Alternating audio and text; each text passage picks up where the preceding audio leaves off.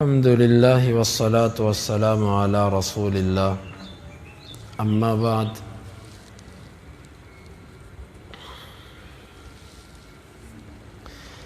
ولذکر اللہ اکبر، اور اللہ تعالیٰ کا ذکر سب سے بڑی چیز ہے، اور اس کا دوسرا معنی ہے اللہ کا اپنے بندے کو یاد کرنا بندے کا اللہ کو یاد کرنے سے بھی بڑا ہے۔ ذکر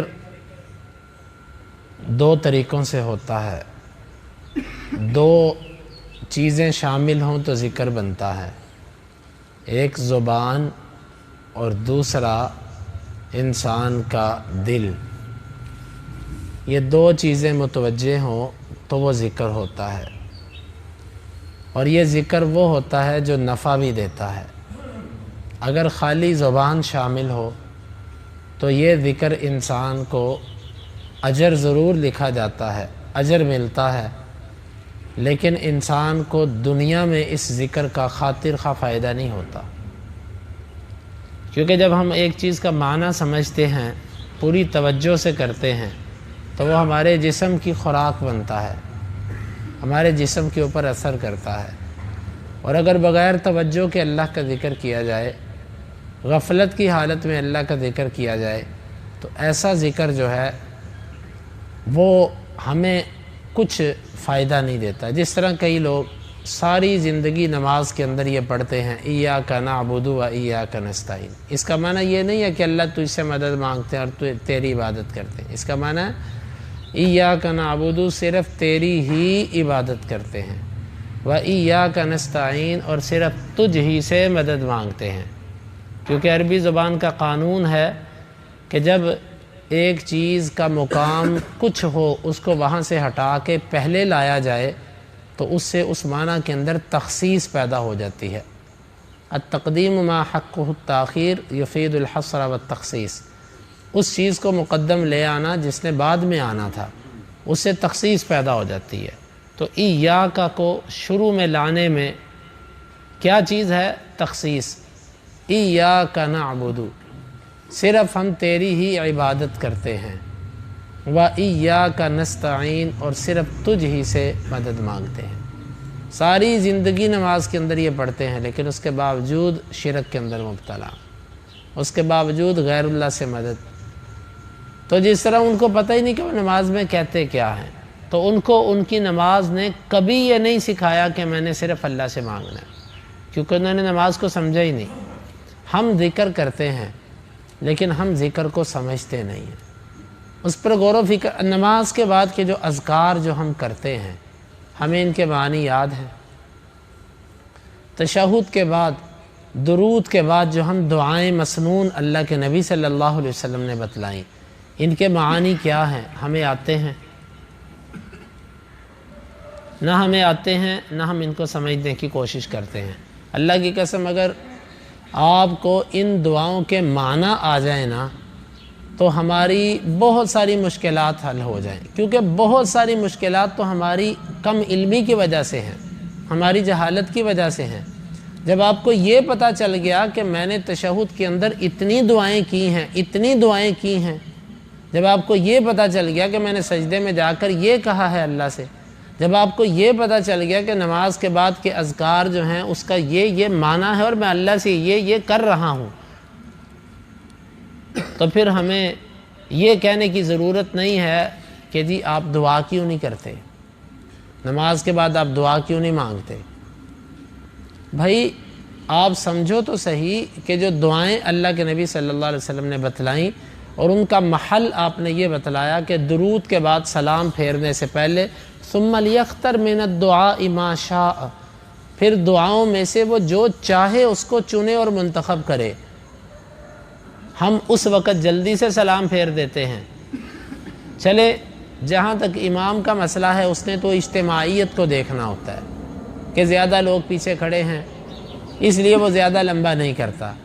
لیکن جب آپ سنتیں پڑھتے ہیں، نوافل پڑھتے ہیں، اس میں تو آپ کو اختیار ہے، آپ ایک تشہد پر 10 منٹ بھی اگر لگاتے ہیں آپ کو جتنی عربی کی دعائیں آتی ہیں ساری آپ اس میں پڑھی جاتے ہیں، ساری اس میں پڑھی جاتے ہیں، اس میں تو میرے خیال امت میں سے کسی کی دو رائے نہیں ہے، سبھی اس بات پر متفق ہیں۔ تو اصل تو محل دعاؤں کا وہ ہوتا ہے، لیکن چونکہ ہمیں اذکار کے معنی نہیں پتہ ہوتے، اس لیے ہم جب تک اپنی اردو پنجابی کے اندر اپنے دل کی مراد یا جو ہمیں ضرورت ہوتی ہے اس کا ہاتھ اٹھا کے تذکرہ نہ کر لیں، اس وقت تک ہم کہتے ہیں دعا نہیں ہوئی۔ دعا تو ہو گئی۔ یہی مسئلہ نماز جنازہ کا ہے۔ نماز جنازہ کی دعاؤں کا ہمیں پتہ ہی نہیں اس کا معنی کیا۔ جب دعا ہو جاتی ہے، جنازہ پڑھ لیا جاتا ہے، اس کے بعد پھر قبر پر آ کر کہتے ہیں، یعنی کہ چارپائی کے پاس آ کر کہتے ہیں جی دعا کریں جی۔ بھئی جنازہ کیا تھا؟ جنازہ دعا ہی تو تھا۔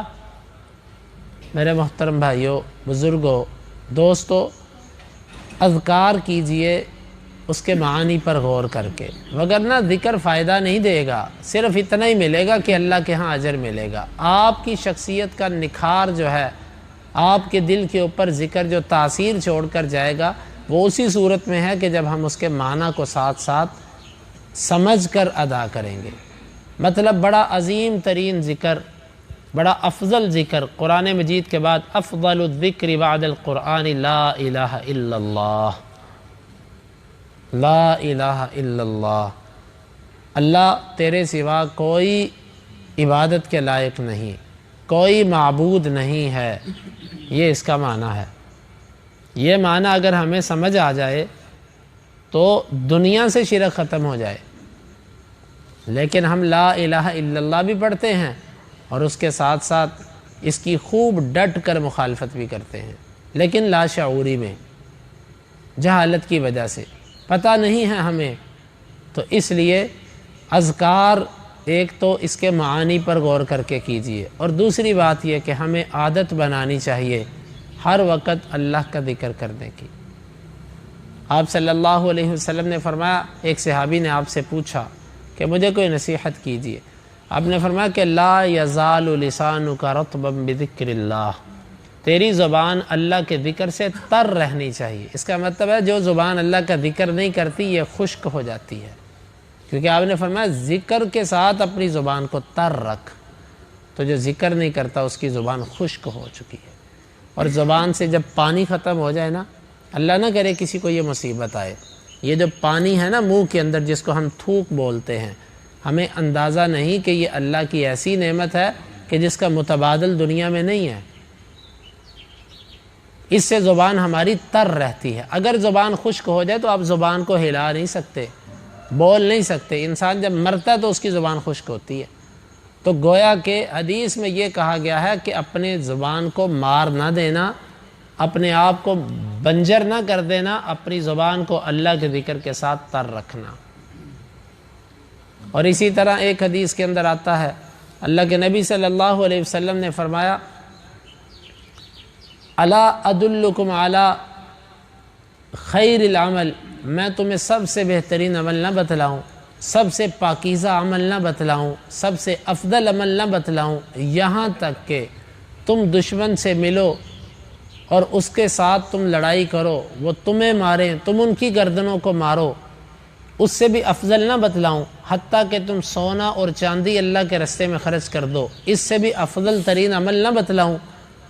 یعنی آپ نے عظیم عظیم اعمال کا ذکر کر کے فرمایا کہ ان سب سے افضل تمہیں نہ بتلاؤں، حتیٰ کہ جہاد کا نام لیا، جس کے بارے میں آپ نے فرمایا کہ وَذِرْوَةُ سَنَامِهِ الجہاد، اسلام کے پہاڑ کی جو چوٹی ہے نا وہ جہاد ہے، چوٹی کا عمل جہاد ہے۔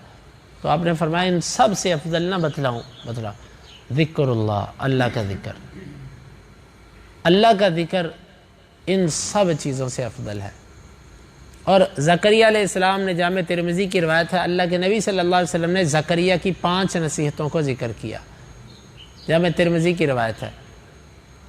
نہیں، یحییٰ علیہ السلام، یحییٰ کی 5 نصیحتیں، ان کو اللہ تعالیٰ نے کہا یحییٰ اپنی قوم کو 5 نصیحتیں کرو۔ عیسیٰ علیہ السلام نے کہا کہ یحییٰ تم کرتے ہو کہ میں کر دوں؟ کہا میں کرتا ہوں۔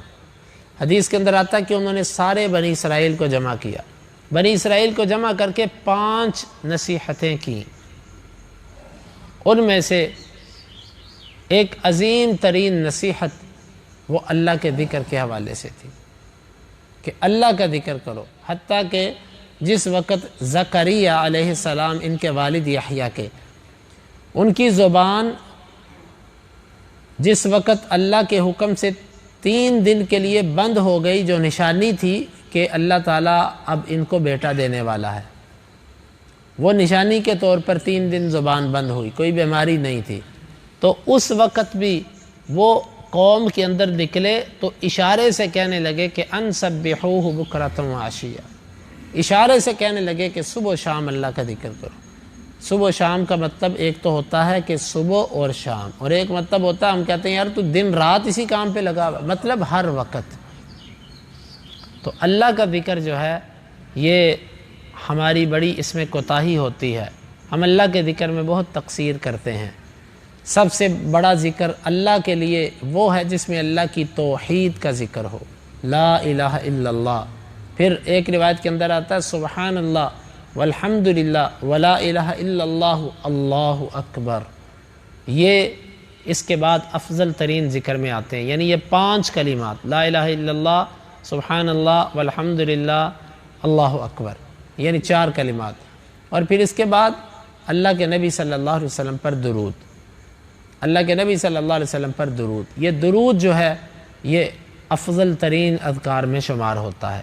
تو ہمیں اپنے آپ کو عادت بنانی چاہیے کہ اپنی زبان پر ہر وقت اللہ کے ذکر کو جاری رکھیں۔ جب کبھی تھوڑی دیر بھول جائیں، اسی وقت جب یاد آئے پھر کہیں کہ بھئی میں غفلت میں چلا گیا۔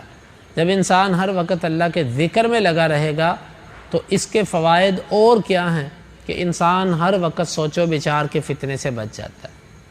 ہم میں تقریباً 80% 90% لوگ وہ ہوتے ہیں جو ہر وقت سوچتے ہیں، اور ہر وقت سوچنا ایک بیماری ہے جس کو پھر آپ کو بعد میں نفسیاتی مریض قرار دے دیا جاتا ہے، اور پھر آپ اس کے لیے طرح طرح کے علاج اپنے لیے تجویز کرواتے ہیں۔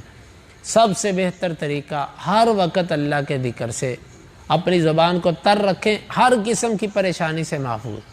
پھر جب آپ اللہ کے ذکر کو ترک کر کے موبائل کو زیادہ فضول وقت دیں گے تو آپ پریشان ہوں گے کہ یہ تو میں ٹائم ضائع کر رہا ہوں۔ فضول قسم کی مجلسوں میں بیٹھیں گے، آپ کہیں گے میں فضول باتیں کرنے سے بہتر ہے کہ میں اللہ کا ذکر کر لوں۔